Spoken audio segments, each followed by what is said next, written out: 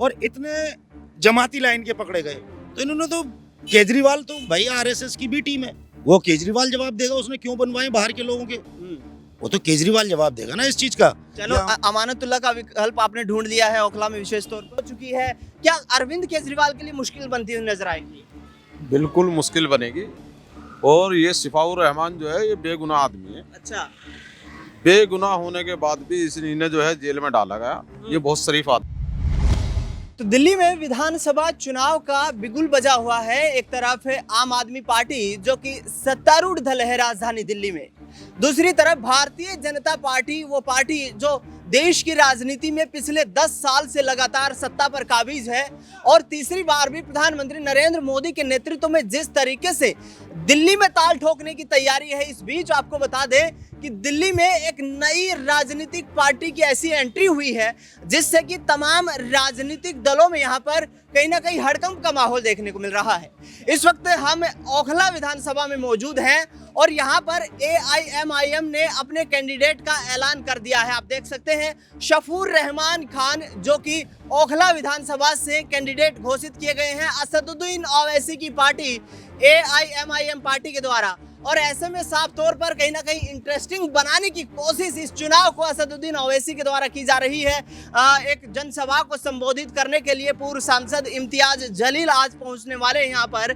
और जिस तरीके से लोगों का यहाँ पर आप देख सकते हैं कि जो एक समर्थन मिल रहा है यहाँ पर असदुद्दीन ओवैसी की पार्टी AIMIM को, वो जाहिर तौर पर ये स्पष्ट करता है कि जिस तरीके से दिल्ली में पिछले कुछ वक्त से मुस्लिम वोट बैंक भी निर्णायक रहा है।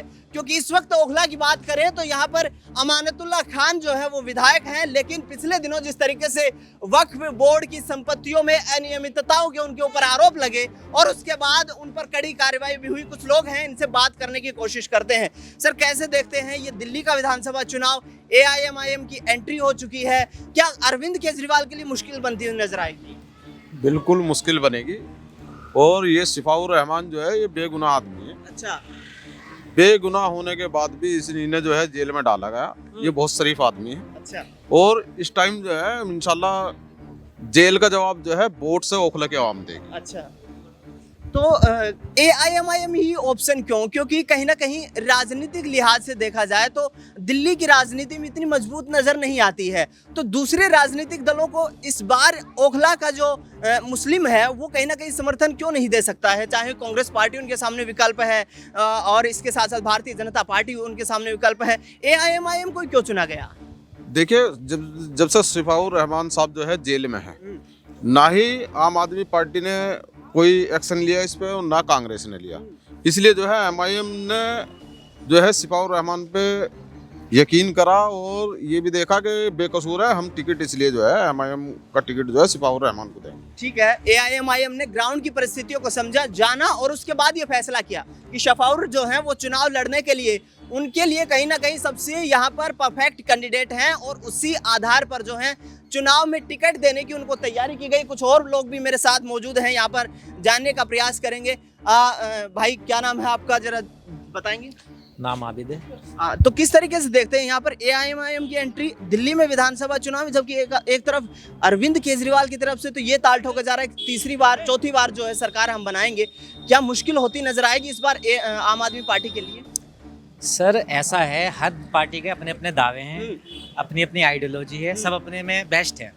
तो मैं किसी पे व्यक्तिगत टिप्पणी नहीं करना चाहूँगा, लेकिन ये है कि हमारे यहाँ से जो है सिफाउर रहमान भाई को टिकट हुआ है, उसके लिए हम बहुत खुश हैं, उनके साथ हैं और सपोर्ट मिल रहा है हमें, जन समर्थन मिल रहा है हमें। 3 बार का जो कार्यकाल रहा आम आदमी पार्टी का, उसमें ओखला की क्या समस्याओं का समाधान नहीं हो पाया? सर, मेरे हिसाब से तो मैं इस कॉलोनी में रहता हूँ, तो हमारे यहाँ का आप रोड की हालत देख सकते हैं जी, पीछे भी रोड की हालत देख सकते हैं, ये सब परेशानियां तो हैं। अच्छा, स्पेशल इस रोड की जो मेन रोड है हमारा एंट्री का, ये बहुत जर्जर हालत में है इस टाइम और ऑलमोस्ट ये 2 साल से बहुत ज्यादा जर्जर हालत में है। तो अमानतुल्लाह खान जो विधायक हैं वो आप कह रहे हैं कि काम करने में नाकाम रहे हैं, विशेष तौर पर सड़कों की जो स्थिति है उसको लेकर के। लेकिन दिल्ली में जो पानी की समस्या है, भारतीय जनता पार्टी जो आरोप लगा रही है कि स्वच्छ पानी उपलब्ध नहीं करवा पाए, जिस तरीके से यहाँ पर लगातार ये सवाल उठ रहे हैं कि भाई पीने का जो स्वच्छ पानी है वो उपलब्ध करवाने में केजरीवाल नाकाम रहे, जमुना की सफाई करने में नाकाम रहे, जो मौलाना थे मस्जिदों के उनको तो 18,000 रुपए प्रति महीना यहाँ पर देने का ऐलान किया आम आदमी पार्टी ने, अरविंद केजरीवाल ने। लेकिन पुजारियों और ग्रंथियों को अब चुनावी मैदान में आकर अपना हिंदुत्व का मुखौटा बनाने की कोशिश कर रहे हैं। किस तरीके से देखते हैं? सर मैंने अभी आपसे कहा ना, सबकी अपनी आइडियोलॉजी है और एक पार्टी ये होती है, हर पार्टी एक दूसरे के ऊपर आरोप प्रत्यारोप लगाती है, तो सबका एक अपना आइडियोलॉजी है, अपनी पार्टी की एक रणनीति है, वो उसके ऊपर विचार करते हैं, चलते हैं। मैं कोई व्यक्तिगत उन पर टिप्पणी नहीं करना चाहता। व्यक्तिगत टिप्पणी नहीं करना चाहते, लेकिन कहीं ना कहीं जो है विकास कार्यों से संतुष्ट नजर नहीं आते हैं। सर रोकना चाहूंगा, अपना नाम बताइए। सगीर अहमद।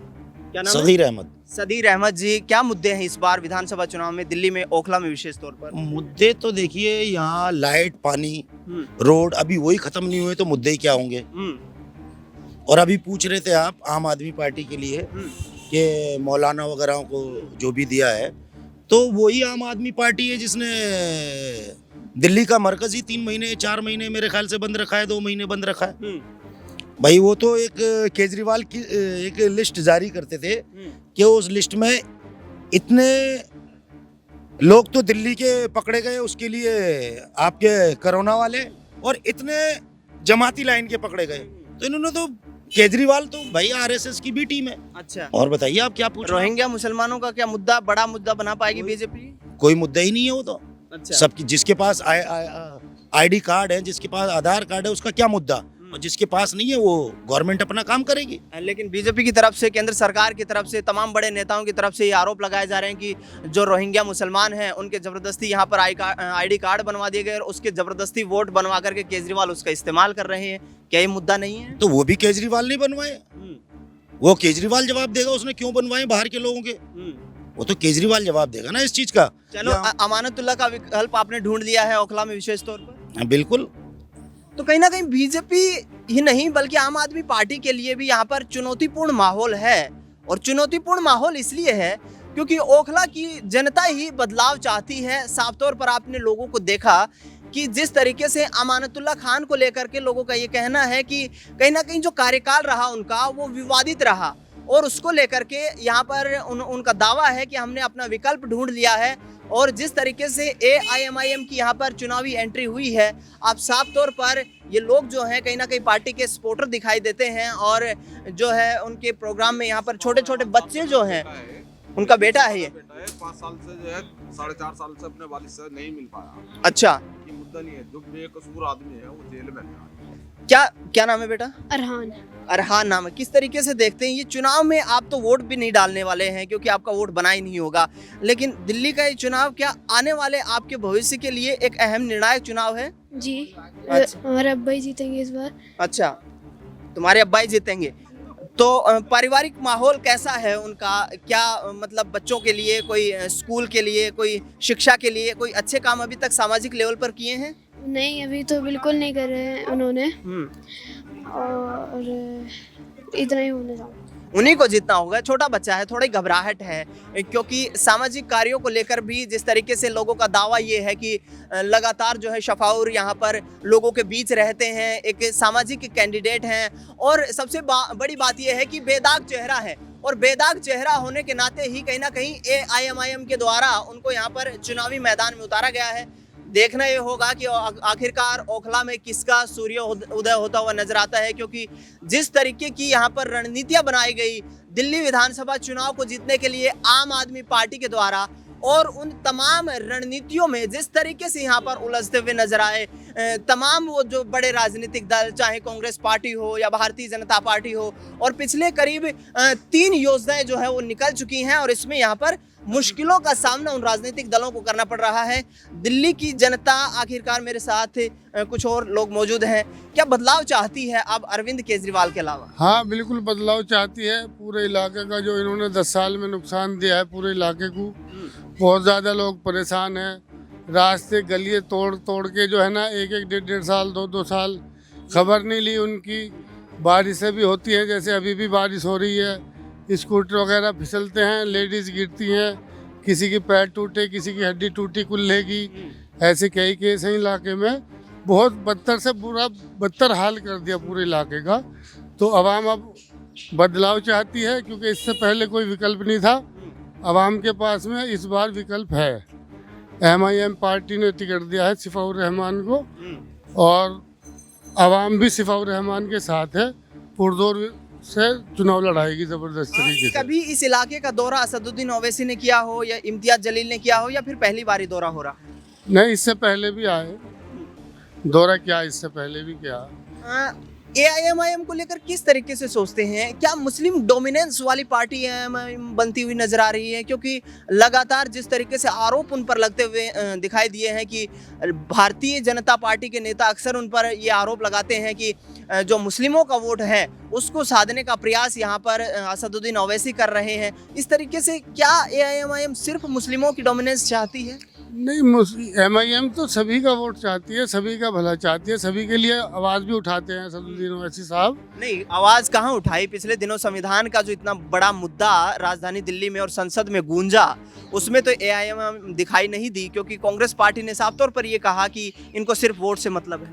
नहीं, वोट से नहीं, सबकी आवाज़ उठाती है, ये उनका अलग बात है। कुछ भी कहें, बोलने के लिए तो सब आज़ाद है हिंदुस्तान, कोई किसी के लिए बोल सकता है, लेकिन ऐसी बात नहीं है, सभी के लिए आवाज़ उठाती है MIM पार्टी के असदुद्दीन साहब। बिल्कुल। तो कहीं ना कहीं एक प्रभाव जो है वो बनाने की कोशिश यहाँ पर, हालांकि ये इनिशियल स्टेज है, शुरुआती दौर है, देखना ही होगा कि किस तरीके से आगे आने वाले वक्त में राजनीतिक रूप से मजबूत पकड़ बनाती हुई न सिर्फ राजधानी दिल्ली या कुछ ऐसे इलाके जहाँ पर मुस्लिम डोमिनेंस वाला वोट बैंक है, बल्कि देश भर में ही AIMIM किस तरीके से आगे बढ़ती हुई नजर आएगी। कैमरामैन मोनू के साथ दिनेश कुमार, ओखला, नई दिल्ली।